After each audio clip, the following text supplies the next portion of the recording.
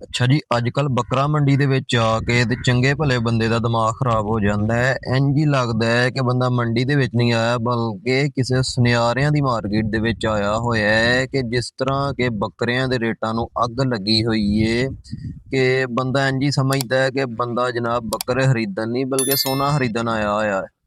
ਬਿਸਮਿਲ੍ਲਾਹਿਰਰਹਿਮਾਨਿਰਰਹੀਮ। ਅਸਲਾਮ ਵਾਲੇਕੁਮ ਵੀਰੋ ਤੇ ਭਰਾਓ, ਸੋਹਣਿਓ ਤੇ ਚਨਮਕਨੋ, ਬੁੱਢਿਓ ਤੇ ਜਵਾਨੋ, ਵੈਲਕਮ ਕਰਨੇ ਆ ਤੁਹਾਡੇ ਆਪਣੇ ਇਸ YouTube ਚੈਨਲ ਤੇ ਜਿਹਦਾ ਨਾਮ ਹੈ ਪੈਸ਼ਨ ਹੀ ਪ੍ਰੋਫੈਸ਼ਨ। ਵੀਰੋ, ਅੱਜ ਦੀ ਵੀਡੀਓ ਦੇ ਵਿੱਚ ਬੱਕਰਾ ਮੰਡੀ ਦਾ ਵਿਜ਼ਿਟ ਤੁਹਾਨੂੰ ਕਰਾਣੇ ਆ। ਮੈਂ ਕੁਰਬਾਨੀ ਦਾ ਸੀਜ਼ਨ ਆ ਗਿਆ ਤੇ ਭਰਾਵਾਂ ਨੂੰ ਜ਼ਰਾ ਮੰਡੀ ਦੇ ਹਾਲਾਤ ਵੀ ਦੱਸ ਛੜੀਏ, ਮੰਡੀ ਦੇ ਰੇਟ ਵੀ ਦੱਸ ਛੜੀਏ ਕਿ ਮੰਡੀ ਕਿਸ ਭਾਅ ਚੱਲ ਰਹੀ ਹੈ, ਬੱਕਰੇ ਕਿੱਥੇ ਕੱਪੜੇ ਹੋਏ ਨੇ। ਲੇਕਿਨ ਅੱਛਾ ਜੀ, ਐਸੇ ਸਿਲਸਿਲੇ ਦੇ ਵਿੱਚ ਜਿਹੜਾ ਨਾ ਐਸ ਬੱਕਰੇ ਜਿਹੜੇ ਜਿਨ੍ਹਾਂ ਖਲੋਤੇ ਆ ਸਵੀਰ ਦੇ ਨੇ, ਤੇ ਇਹਦੇ ਨਾਲ ਜਦੋਂ ਗੱਲਬਾਤ ਹੋਈ ਇਹਨੂੰ ਪੁੱਛਿਆ, ਮੈਂ ਕਿਹਾ ਭਰਾਵਾ ਦੱਸ ਵਜ੍ਹਾ ਕੀ ਏ ਕਿ ਬੱਕਰੇ ਕਿਉਂ ਇਸ ਵਜ੍ਹਾ ਤੋਂ ਇੰਨੇ ਮਹਿੰਗੇ ਨੇ, ਮਤਲਬ ਕਿ ਕੀ ਵਜ੍ਹਾ ਹੋਈ ਏ। ਤੇ ਉਹ ਬੰਦਾ ਆਂਦਾ ਸੀ ਕਿ ਜੀ ਐਤਕਾਂ ਪਿਛਲੇ ਸਾਲ ਨਾਲੋਂ ਫੀ ਬੱਕਰਾ ਤਕਰੀਬਨ 50,000 ਰੁਪਇਆ ਮਹਿੰਗਾ ਹੈ।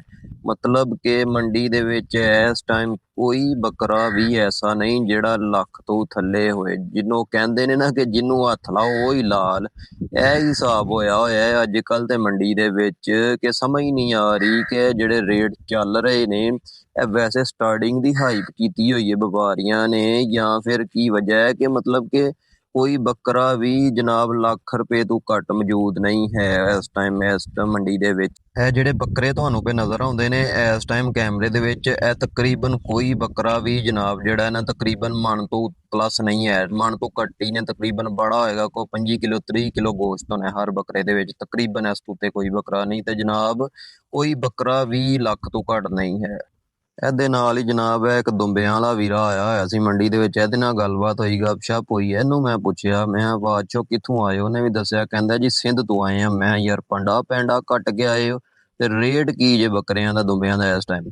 ਉਹਨੇ ਵੀ ਬਾਅਦ ਚੋਂ ਇਹ ਗੱਲ ਦੱਸੀ ਹੈ ਵੀਰੋ, ਕਿ ਕਹਿੰਦਾ ਜੀ ਕੋਈ ਵੀ ਐਸਾ ਇਸ ਟਾਈਮ ਮੇਰੇ ਕੋਲ ਦੁੰਬਾ ਮੌਜੂਦ ਨਹੀਂ ਜਿਹੜਾ ਲੱਖ ਤੋਂ ਘੱਟ ਹੋਇਆ। ਈਵਨ ਕਿ ਇਹਦੇ ਵਿੱਚ ਕਈ ਇੰਨੇ ਹੀ ਦੇ ਦੁੰਬੇ ਵੀ ਹਨ ਕਿ ਜਿਹੜੇ ਜਨਾਬ ਉਹਨੇ 1.5 ਪੌਣੇ 2 ਲੱਖ ਦੇ ਵੀ ਮੈਨੂੰ ਦੱਸੇ, ਔਰ ਵਜ਼ਨ ਉਹਨਾਂ ਦਾ ਵੀ ਇਹੋ ਹੀ ਹੈ, ਕਿਸੇ ਦਾ ਮਨ ਨੇ ਕਿਸੇ ਦਾ ਸਵਾ ਮਨ ਨੇ। ਗੋਸ਼ਤ ਉਹਨਾਂ 'ਚ ਵੀ ਬੜਾ ਮੈਕਸੀਮਮ ਹੋਏਗਾ 20 ਕਿਲੋ 25 ਕਿਲੋ, ਇਸ ਤੋਂ ਉੱਤੇ ਗੋਸ਼ਤ ਨਹੀਂ ਕਿਸੇ ਦੁੰਬੇ ਦੇ ਵਿੱਚ ਵੀ ਜਿਹੜਾ ਨਾ ਹੈ।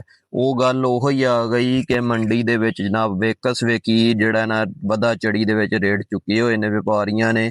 ਇਹੋ ਹੀ ਵਜ੍ਹਾ ਹੈ ਕਿ ਕਸਟਮਰ ਹੁੰਦਾ ਹੈ ਆ ਕੇ ਮੰਡੀ ਵਹਿੰਦਾ ਫਿਰਦਾ ਟੁਰਦਾ, ਲੇਕਿਨ ਉਹਨੂੰ ਸਮਝ ਹੀ ਨਹੀਂ ਆਉਂਦੀ ਕੀ ਖਰੀਦਣਾ ਤੇ ਕੀ ਨਹੀਂ ਖਰੀਦਣਾ, ਕਿਉਂਕਿ ਮੰਡੀ ਦਾ ਮਾਹੌਲ ਹੀ ਇੰਝ ਦਾ ਬਣਿਆ ਹੋਇਆ ਹੈ ਕਿ ਵੇਖ ਕੇ ਇੰਝ ਹੀ ਲੱਗਦਾ ਹੈ ਕਿ ਇਸ ਟਾਈਮ ਇਸ ਸਾਲ ਦੀ ਜਿਹੜੀ ਕੁਰਬਾਨੀ ਹੈ ਸਿਰਫ ਅਮੀਰਾਂ ਲੋਕਾਂ ਵਾਸਤੇ ਵੇ, ਗਰੀਬ ਬੰਦੇ ਵਾਸਤੇ ਤੇ ਸ਼ਾਇਦ ਕੁਰਬਾਨੀ ਨਾਂ ਦੀ ਰਹਿ ਗਈ ਹੋਈ ਹੈ। ਕਿਉਂਕਿ ਜਿਸ ਲੈਵਲ ਦੇ ਜਾਨਵਰਾਂ ਦੇ ਰੇਟ ਚੁੱਕਤੇ ਹੋਏ ਨੇ, ਹੁਣ ਮਾੜਾ ਬੰਦਾ ਕਿੱਥੋਂ ਤੱਕ, ਹਰ ਬੰਦੇ ਦੀ ਰੇਂਜ ਇਹ ਹੀ ਹੁੰਦੀ ਹੈ, ਬੜਾ ਹੋਏ ਲੱਖ ਤੱਕ, ਚਲੋ 90,000 70,000 ਦਾ ਕੋਈ ਲੇਲਾ ਵੇਖ ਲਾਂਗੇ ਯਾਰ, ਕੁਰਬਾਨੀ ਕਰ ਲਾਂਗੇ।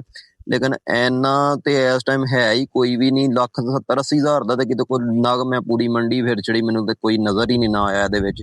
ਤੇ ਵਪਾਰੀ ਵੀ ਜਨਾਬ ਦਾ ਹੱਸ ਕੇ ਆਖਦੇ ਨਹੀਂ ਜੀ ਇਹ ਲੱਖ ਰੁਪਏ ਦਾ, ਸਵਾ ਲੱਖ ਰੁਪਏ ਦਾ, ਇਹ ਫਲਾਣਾ ਹੈ ਤੇ ਇਹ ਟਮਕਾਣਾ ਹੈ ਤੇ ਇਹ ਇੰਝ। ਮੁੱਕਦੀ ਗੱਲ ਹੈ ਵੀਰੋ ਕਿ ਅਗਰ ਤੁਸੀਂ ਮੰਡੀ ਬੱਕਰਾ ਲੈਣ ਜਾਣਾ ਹੈ ਤੇ ਸਮਝ ਲਓ ਕਿ ਜੇਬ ਦੇ ਵਿੱਚ ਕੁਛ ਨਹੀਂ ਤੇ 1 ਲੱਖ ਖਾਲੀ ਕਾਪੀ ਪਾ ਕੇ ਤੁਹਾਨੂੰ ਜਾਣਾ ਪੈਣਾ ਹੈ। ਤੇ ਫਿਰ ਤੁਹਾਨੂੰ ਇੱਕ ਐਵਰੇਜ ਬੱਕਰਾ ਮਿਲਣਾ ਹੈ ਜਿਹੜਾ ਕੋਈ 20-25 ਸਿਰ ਦਾ ਹੋਏਗਾ, ਗੋਸ਼ਤ ਜਿਹਦੇ ਚ ਨਾ 20-25 ਸਿਰ ਹੋਏਗਾ।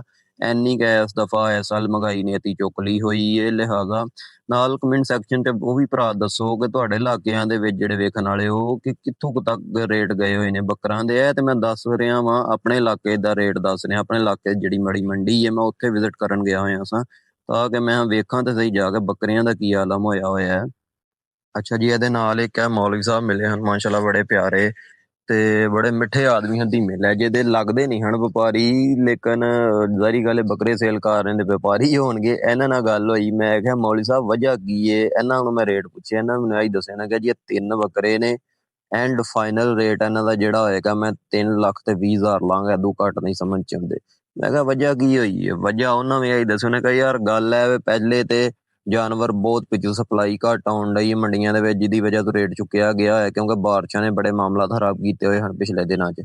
ਦੂਸਰੀ ਸਭ ਤੋਂ ਵੱਡੀ ਮੇਨ ਵਜ੍ਹਾ ਇਹ ਬਣੀ ਹੋਈ ਹੈ ਕਿ ਜਿਹੜਾ ਤੇਲ ਤੇ ਪੈਟਰੋਲ ਡੀਜ਼ਲ ਵਗੈਰਾ ਮਹਿੰਗੇ ਹੋਏ ਨੇ, ਉਹਨਾਂ ਦੀ ਵਜ੍ਹਾ ਤੋਂ ਗੱਡੀਆਂ ਦੇ ਕਿਰਾਏ ਵੀ ਵੱਧ ਗਏ ਹੋਏ ਨੇ, ਔਰ ਟਰਾਂਸਪੋਰਟੇਸ਼ਨ ਦੀ ਜਾਨਵਰਾਂ ਦੇ ਵਿੱਚ ਬੜਾ ਮਸਲਾ ਬਣਿਆ ਹੋਇਆ ਹੈ। ਗੱਡੀਆਂ ਵਾਲਿਆਂ ਕਿਰਾਏ ਚੁੱਕੇ ਹੋਏ ਨੇ, ਉਹ ਜਨਾਬ ਉਸ ਵਜ੍ਹਾ ਤੋਂ ਜਾਨਵਰ ਸ਼ਿਫਟ ਨਹੀਂ ਹੋ ਰਹੇ ਇੱਕ ਜਗ੍ਹਾ ਤੋਂ ਦੂਸਰੀ ਜਗ੍ਹਾ ਐਡੇ ਸੌਖੇ।